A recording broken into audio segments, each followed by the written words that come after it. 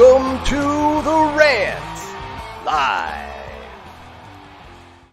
Welcome to the Rant, everybody. I'm John Strong, and that's Evan Altman. It is? Okay, cool. Tell me at least. Yeah, good to be here. So welcome. We're coming back from a 2-week hiatus. We actually took a week off, and that was kind of nice to recharge and, just kind of, I went to Colorado and skied for a little bit, and that was good.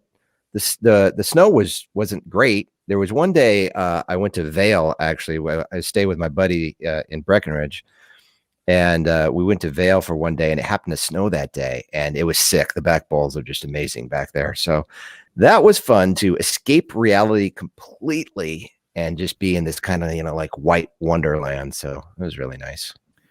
Yeah, it's snowing pretty good here. We got a winter weather advisory, and it's been kind of dropping some of the white stuff. So, kind of nice. And it was it's been a little bit weird to watch football, and other than I wanted the Packers to lose, but I don't dislike Tom Brady, but I didn't think he was going to be any good with the Bucs. I honestly thought this is a silly gimmick move, and so that was a little bit, but by and large, I didn't really care. So I just really didn't have a dog in the fight. And I have to say that it is nice at times to just not I didn't think the Bears were going to be any good anyway. And so, it was such a chore to kind of watch them there toward the end that I was like, hey, you know what? This last couple of weeks of football, it's kind of nice. I just sit back and watch the games and, lay some bets down. And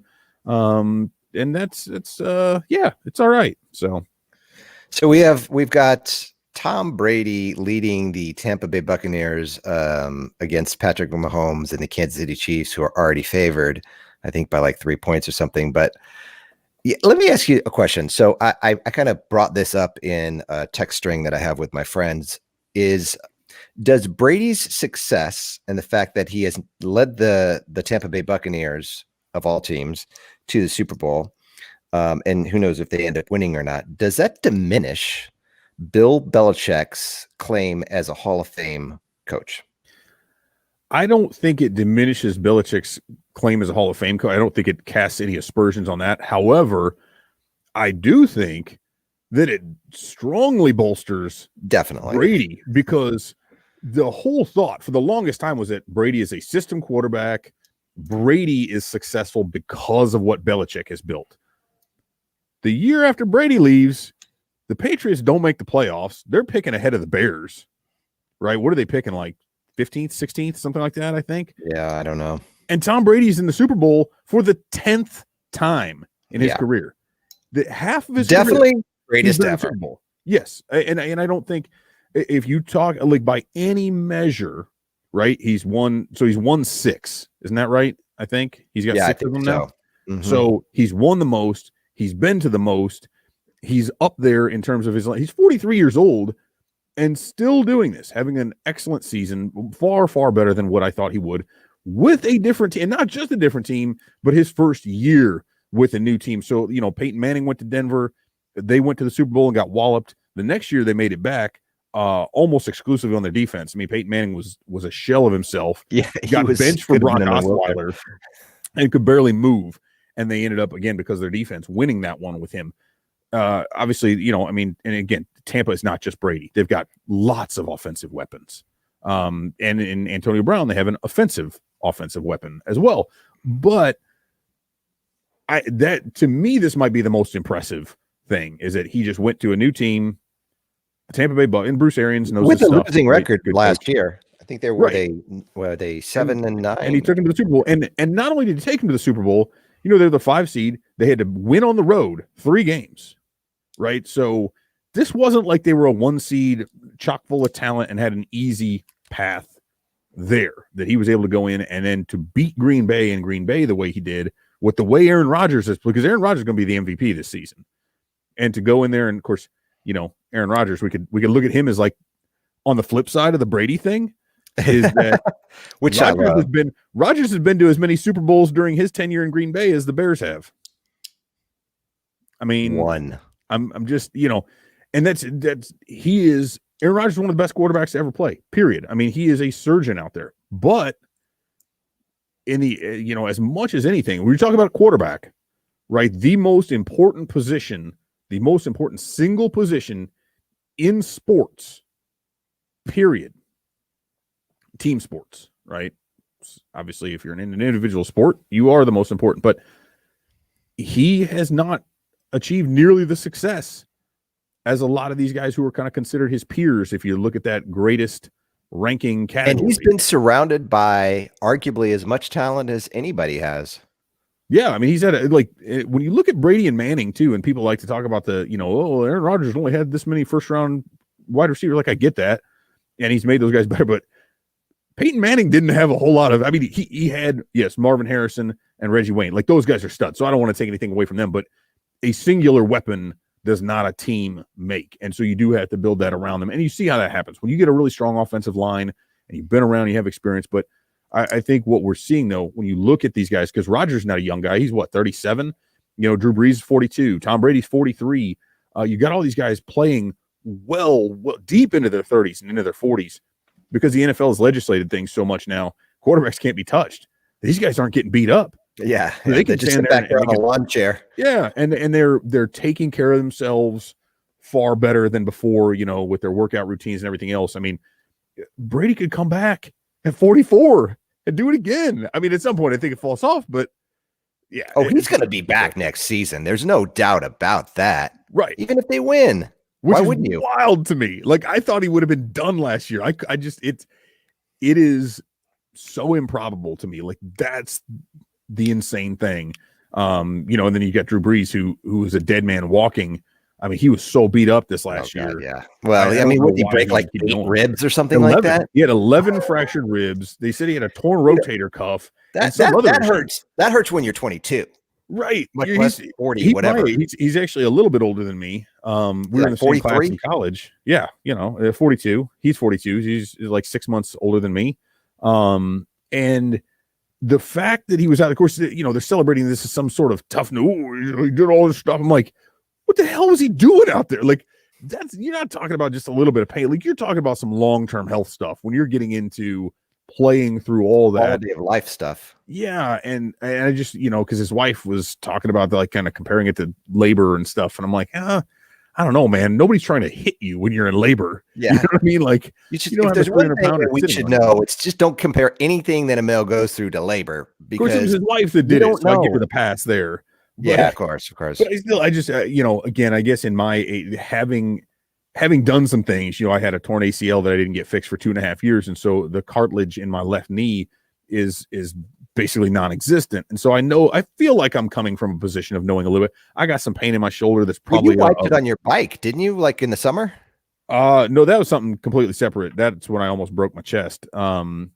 Which I might have fractured some ribs there because it hurt really bad, and I had a hematoma. And I thought you fell off your bike. I did fall off my bike, but that's not the ACL was back when I was like 17. No, I'm saying you fell off your bike. Oh yes, and I did fall yourself off my bike. Up. Yes, comparable. I guess not even comparable, but right. The pain that you went through. Yeah. No, I had pain for at least 2 weeks. It wasn't anything like what he did specifically, but yes, I took the I took the side of my bike handles to my sternum. Yeah, and it's while that hurt, I'm sure what Breeze went through breaking 11 ribs had to be more painful. Yeah, and a torn labrum or rotator cuff or whatever he had. So I mean, it's just that stuff is wild. But the fact again, the fact that the two of them faced off, and then you've got Brady going on to play Aaron Rodgers, who again they have a combined age of like 60, and now he's playing Patrick Mahomes, who the matchup between Mahomes and Josh Allen was the first time there were two quarterbacks age 25 or younger, I think, to face off in a division title game or a conference title game.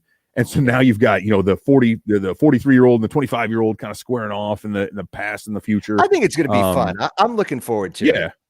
Yeah. I'm digging it, man. I think it will be. I think the Chiefs are going to win, especially if Mahomes has 2 weeks to get healthy with that toe. Yeah, just for Chiefs fans' sakes, because I just cannot imagine having to go through losing to Tom Brady as the quarterback for the Buccaneers. What that would be like. That would be I mean, but his if that happens, if the Bucs win, like there is no more conversation about is Tom Brady the greatest? Here's the argument. Like, no, like if he wins, he becomes Michael Jordan. Yes, yeah, like, but and not even. But, well, I guess because Mahomes could still be LeBron at that point, right? Because he's still got all this time left that people could start looking at. But it's just, as far as you get 7 Super Bowls, one of which is with the Buccaneers. Yeah, I mean, come on, man. Oh, it's over. It's over. Done. You join who was oh man, was it Brad Johnson? Was he the quarterback when the Bucs won when Gruden beat the Raiders? It was Brad Johnson. Mm-hmm. So that's there you go. You join the pantheon with Brad Johnson, quarterbacks who have taken the Bucs to the Super Bowl. That was their defense. So Tampa's defense that year was sick. Oh, absolutely. Yeah, no, they were phenomenal. So anyway. So, I mean, speaking of quarterbacks, we've got the Deshaun Watson rumors out there. He's very unhappy in Houston. Just bubbling up today or maybe yesterday, Matt Stafford now is going to be made available via trade. And, a lot of different opinions on this, and I get it. I mean, obviously, would love to have Deshaun Watson. Bears could have had Deshaun Watson back in 2017, and we won't talk about that. But at the end of the day, I think there's 2 ways to approach this, and I'm just going to give you kind of my thoughts on it, and then I'll let you run with your thoughts. I love the idea of Deshaun Watson, and you could trade away a whole ton to get Deshaun Watson, and if you did, he is, definitely, a great quarterback. So I like the idea of that, of getting him, but I don't really want to give up David Montgomery and Mooney and a whole bunch of first-round draft picks or Cole Kmet to get him, or somebody on the defense. And so I don't like that idea, because I think that doesn't make you more competitive. It just gives you a great quarterback who's going to pay the price. And you still have offensive line issues. But with Matt Stafford, I mean, I think the Bears would more likely do what I'm going to say here, which is you go get Matt Stafford and forget Deshaun Watson. And unfortunately, you're going to have to move up in the draft, trade up in the draft, and try to get a quarterback this year. And I know that's really not a great thought, but I mean, if your option is you're going to give away a whole bunch of first round draft picks plus a whole bunch of talent to get Deshaun Watson, or you're going to give up, maybe 1 or 2 draft picks and be able to keep all your talent and hopefully get that next Deshaun Watson, which, to be honest with you, I don't think is even available in this draft. I can see the Bears kind of justifying in their heads making that type of a move. Yeah, and I think so. I want to think of the right way to phrase this, but I think you put it pretty well. As much as I would love to see Deshaun Watson in a Bears uniform as their quarterback, I don't know that this team is structured in such a way that they could swing that deal and then surround him with enough talent to make the deal worthwhile.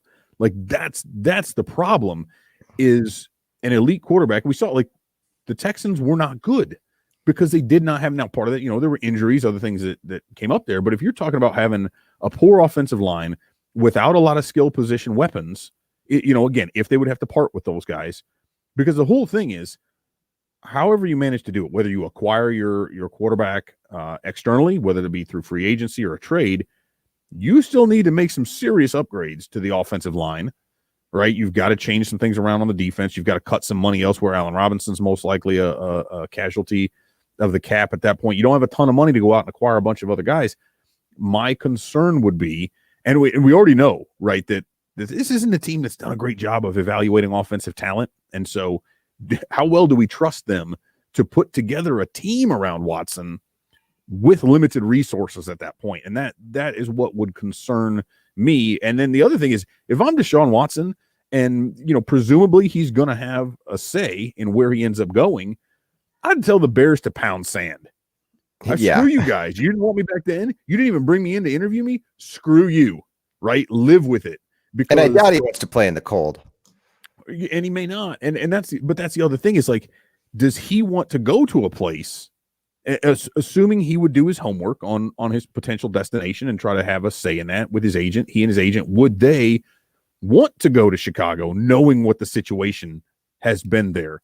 And now, granted, any place is going to be less of a shit show, I guess is the best way to put it. Dysfunctional, I guess, if we're being a little bit less crude with it. But the Texans are a very poorly run organization. Very poor. Like, they make me feel better as a Bears fan about what's going on at Hallis Hall, right? But does he want to walk into a similar situation where, there's a lot of criticism around the coaching, around the way the team is run, and the uncertainty of what kind of a team he's going to be surrounded by?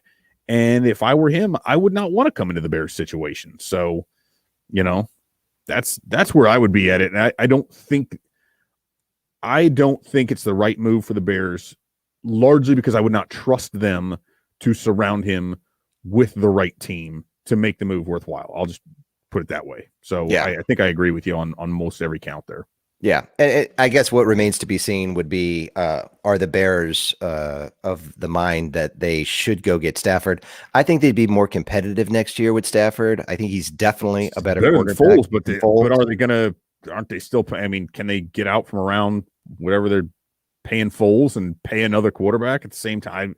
I haven't really dove into all that, but yeah, exactly. I mean, that's kind of what they'd have to do, right? I mean, I just don't see Foles being a good guy to, if you're going to draft a quarterback, if you're going to try to trade up, if you're going to try to draft a quarterback and develop him, I just don't think developing a quarterback behind Foles is the way to go. I agree with that. So I think, if you get Stafford, he's a great quarterback, obviously on his decline, but still a good quarterback. Now, was great. I would say, I don't know if great, but whatever, borderline. He's fairly prolific. I mean, he has thrown for a bunch of yards, mostly in anonymity because Detroit sucked for the most part since he's been there. Yeah. And so, I mean, to me, that makes sense. I think it's just whether the Bears management is going to be able to get past the fact that, obviously you've got Foles there. What do you do with Foles? Mm-hmm. You'd have to trade him. You'd probably have to eat some of his salary. Because if you draft a quarterback, you can't have Stafford and Foles and another quarterback sitting there. And so, who knows, but it'll be interesting to see. On another note, the Bears promoted Sean Desai to defensive coordinator, and he was their safeties coach. There was word that Mike Singletary kind of was a candidate for a little while. I think that was more just to get people excited more than anything. Yes. But I think Desai is a good move. I mean, obviously there have been some coaches that have left, which I don't think is necessarily a bad thing for the Bears. It says, they've got coaches that are desirable in other locations. I hope it's not a bad thing. It could be a bad thing. It could say, nobody wants to be involved in this shit show anymore, and so they're jumping ship. Or it could say that the Bears just had a good coaching staff. I'm going to go with the Bears just had a good coaching staff, but hard to say at this point. Either way, I think Desai is a good move on defensive coordinator. Yeah, I like it. I mean, you're talking about a guy who's kind of, again, coming from internally, which, at times I think there can be a backlash against that. Sometimes you say, well, we want a new voice. Well, how do you get a new voice from a guy who's internal? But he's one of those rare coaches who's in one of those ancillary roles, kind of, he was a defensive quality control coach, right? And then moved up to safeties coach. But he actually got hired by Mark Trestman. Yeah. Right. So he was there with Trestman. He was there with John Fox. Now he's been there with Nagy. So to go through 3 regimes and to work under, so he worked under Fangio. He worked with Mel Tucker. And when Fangio left to go coach the Broncos, then they actually said, well, okay, I want to bring this guy with me. And the Bears were like, no, you don't get to keep him. So there's something with him that clearly people have figured out. Like, he seems like a really smart dude, which I know that's like, well, you should be a smart dude, but I feel like there's maybe some more outside the box stuff. I thought the Bears were utterly predictable in way too many ways under Chuck Pagano. Yeah. They were inflexible. They did not make adjustments very well. And I think what we're looking at here is a guy who has a PhD, who has taught master's level classes in education and everything. And I think you have someone who's of the mindset who can get kind of break things down, look at a bigger picture, adjust better. And I think we'll see a Bears defense that, while it may not have as much pure talent, based on a variety of reasons, I think you're going to see a defense that adjusts better to what the opposing offenses are trying to do, and a defense that just plays smarter than what we've seen the last couple of years. Yeah, God, I hope so. I mean, obviously, we need guys like Robert Quinn to step up and play better. But at the end of the day, the Bears have a lot of talent on defense, and there were points in the season this year, I guess, where you really felt they could have shut the other team down, and they just didn't do it. They weren't blitzing at the right time. They hardly blitzed at all, but they weren't, which I thought was odd, because I thought Pagano was going to be more aggressive with stuff like that. Yeah, stupid me, but yeah. And I mean, where you feel you got, your secondary, you're feeling pretty comfortable with the talent in the secondary. I mean, it just, a lot of things there down the stretch didn't make a lot of sense. I think people weren't very happy with the way Pagano coached the defense. And so I think him retiring is really, good timing. I don't know if that was kind of more of a forced issue or not. I could see it being. It's hard to imagine it was. Retire, or we're going to fire you. Yeah. But knowing the Bears, I don't know, you don't feel like the management can you there. Please retire so we don't have to pay you. Yeah, there was probably a please in there. That's what I'm guessing. And so we'll see, but I think it's exciting to see, the Bears promote from within. A lot of question marks, and we've got all off season to address those question marks. So stay with us, but I think that'll do us for it. We got to cut this week short a little bit because, we got to gather our thoughts and emotions, and we will circle back. If not next week, in 2 weeks for sure. We'll figure that out, and we'll let you guys know. And until then, have yourselves a jolly old week. See ya. Stay out of trouble, kids.